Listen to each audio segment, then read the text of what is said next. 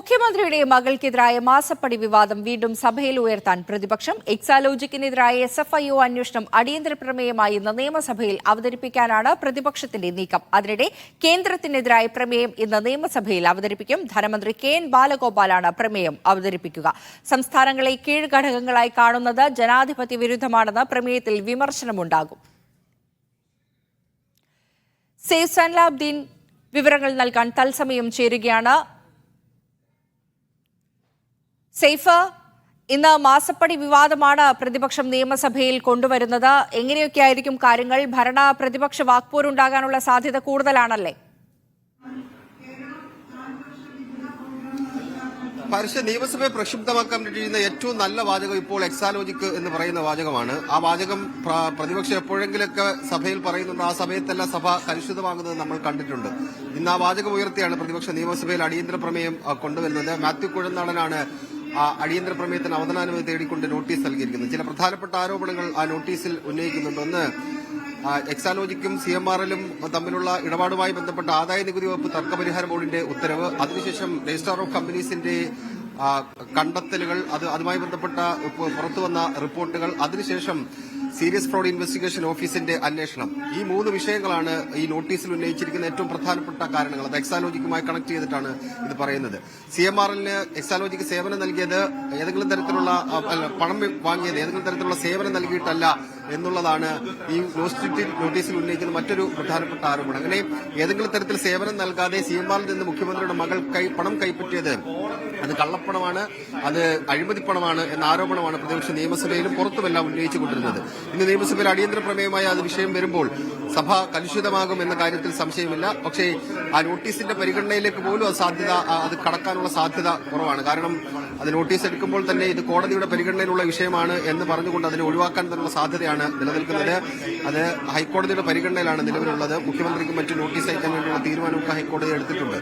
അങ്ങനെ അത് കോടതിയുടെ പരിഗണനയിലിരിക്കുന്ന വിഷയമായതുകൊണ്ട് ഏതെങ്കിലും തരത്തിൽ പരിഹരിക്കാൻ കഴിയില്ല, അത് കോടതിയുടെ പരിഗണനയിലാണ് എന്ന് പറഞ്ഞുകൊണ്ട് ഒഴിവാക്കാനുള്ള സാധ്യതകളാണ് നിലനിൽക്കുന്നത്. അങ്ങനെയെങ്കിൽ സഭാ നടപടികളുമായി പ്രതിപക്ഷം ഒരു തരത്തിലും സഹകരിക്കില്ല. അവർ സഭ പ്രക്ഷുബ്ധമാവുകയും അതുമായി ബന്ധപ്പെട്ട് നടുത്തളത്തിലിറങ്ങി ബഹളം വയ്ക്കുകയും പ്രതിഷേധം രേഖപ്പെടുത്തുകയൊക്കെ ചെയ്യും. എന്തായാലും ഇത് വെള്ളിയാഴ്ച ദിനമാണ്, സ്വകാര്യ ബില്ലുകളുടെ ദിവസമാണ്, കാര്യമായ മറ്റ് സർക്കാരിന്റെ ഔദ്യോഗിക പരിപാടികളില്ലാത്ത ദിവസമാണ്. ആ ദിവസം തന്നെ സഭയിലേക്ക് വിഷയം പ്രതിപക്ഷം കൊണ്ടുവന്നുകൊണ്ട് സഭ കലുഷിതമാക്കാൻ വേണ്ടിയുള്ള തീരുമാനം തന്നെയാണ് പ്രതിപക്ഷം എടുത്തിരിക്കുന്നത്. നോട്ടീസ് കൊടുക്കുമ്പോൾ തന്നെ അവർക്കറിയാം ഇത് പരിഗണനയിലേക്ക് വരാനുള്ള സാധ്യത കുറവാണ്. കാരണം ഈ വിഷയം ഞാൻ നേരത്തെ സൂചിപ്പിച്ച പോലെ എക്സാലോജിക് എന്ന് പറയുന്ന പേര് മുഖ്യമന്ത്രി കേൾക്കുകയാണെങ്കിൽ മുഖ്യമന്ത്രി അത് രോഷാകുലനായിട്ടാണ് എല്ലാ ഘട്ടങ്ങളിലും പ്രതികരിക്കാറ്.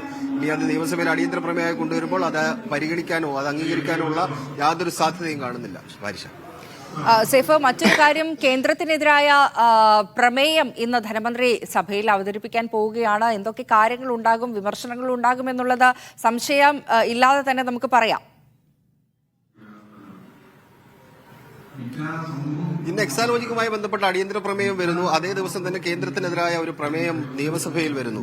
പ്രതിപക്ഷത്തിന് സംസ്ഥാന സർക്കാരിനോട് യോജിച്ചുകൊണ്ട് ഈ പ്രമേയം ഐകകണ്ഠേന പാസ്സാക്കാൻ കഴിയില്ല. അതുകൊണ്ട് പ്രതിപക്ഷത്തിന്റെ പിന്തുണ ഈ പ്രമേയത്തിനുണ്ടാകാനുള്ള യാതൊരു സാധ്യതയും കാണുന്നില്ല. കേന്ദ്രത്തിനെതിരായ വിമർശനങ്ങൾ തന്നെയാണ് പ്രധാനമായിട്ടും ഇതിൽ ഉള്ളത്. 15ാം ധനകാര്യ കമ്മീഷനുമായി ബന്ധപ്പെട്ട് സംസ്ഥാന സർക്കാരിന് കിട്ടേണ്ട ആനുകൂല്യങ്ങൾ കഴിഞ്ഞ തവണത്തെക്കാൾ വെട്ടിക്കുറച്ചു എന്നുള്ളതാണ് ഒരു പരാതി. മറ്റൊന്ന്, സംസ്ഥാനത്തിന്റെ കടമെടുപ്പ് പരിധി അത് കൂട്ടുന്നില്ല. അതുകൊണ്ട് തന്നെ സംസ്ഥാനത്തിന്റെ സാമ്പത്തിക സ്ഥിതി രൂക്ഷമായി നിലനിൽക്കുന്നു. മറ്റൊന്ന്, കിഫ്ബി അതുപോലെ തന്നെ പെൻഷൻ പദ്ധതിക്ക് വേണ്ടി രൂപീകരിച്ച കമ്പനി, ഇതിന്റെ എല്ലാം അതിൽ നിന്നെടുത്ത എല്ലാ വായ്പകളും അത് സംസ്ഥാനത്തിന്റെ പൊതുകടമായി അംഗീകരിച്ചു. അങ്ങനെ സംസ്ഥാനത്തിന് പണം വായ്പ എടുക്കാൻ കഴിയാത്ത അവസ്ഥയിലേക്ക് കാര്യങ്ങൾ എത്തിച്ചേർന്നിരിക്കുന്നു. സംസ്ഥാനങ്ങളെ കീഴ്ഘടകങ്ങളായി കാണുന്നത് ജനാധിപത്യ വിരുദ്ധമാണ് എന്ന് ഈ പ്രമേയത്തിൽ പറയുന്നുണ്ട്. ഈ സമീപനം ഉപേക്ഷിക്കണമെന്നാണ് പ്രമേയത്തിലൂടെ കേരളം ആവശ്യപ്പെടുന്നത്. ഫെഡറൽ സംവിധാനത്തിന്റെ കടക്കൽ കത്തിവെക്കുന്ന സമീപനമാണ് കേന്ദ്ര സർക്കാരിന്റെ ഭാഗത്ത് നിന്നുണ്ടാകുന്നത് എന്ന കുറ്റപ്പെടുത്തൽ കൂടി ഈ പ്രമേയത്തിൽ ഉണ്ട്. പ്രതിപക്ഷത്തിന് യോജിക്കാൻ കഴിയാത്ത ചില കാര്യങ്ങൾ ഇതിൽ ഉൾപ്പെടുത്തിയിട്ടുണ്ട്. അതുകൊണ്ട് പ്രതിപക്ഷത്തിന്റെ ഭാഗത്ത് നിന്ന് പൂർണ്ണ പിന്തുണ ഇതിൽ ഉണ്ടാകില്ല. 15ാം ധനകാര്യ കമ്മീഷനുമായി ബന്ധപ്പെട്ട് സംസ്ഥാന സർക്കാരിന് കിട്ടേണ്ട മുഴുവൻ പണവും കിട്ടിയെന്ന നിലപാടാണ് പ്രതിപക്ഷം സ്വീകരിക്കുന്നത്. പക്ഷേ സംസ്ഥാന സർക്കാരാണെങ്കിൽ കഴിഞ്ഞ 14ാം കമ്മീഷനെ അപേക്ഷിച്ച് 15ാം കമ്മീഷനിലേക്ക് വരുമ്പോൾ കിട്ടേണ്ട പണം വെട്ടിക്കുറയ്ക്കുകയാണ് കേന്ദ്ര സർക്കാർ ചെയ്തത് എന്ന കുറ്റപ്പെടുത്തൽ സംസ്ഥാന സർക്കാരിന് ഉണ്ട്. എന്തായാലും സഭാ നടപടികൾ സുഗമമായി മുന്നോട്ട് പോകാത്തതുകൊണ്ട് തന്നെ ഐകകണ്ഠേന ഈ പ്രമേയം പാസ്സാക്കാനുള്ള സാധ്യത കുറവാണ്.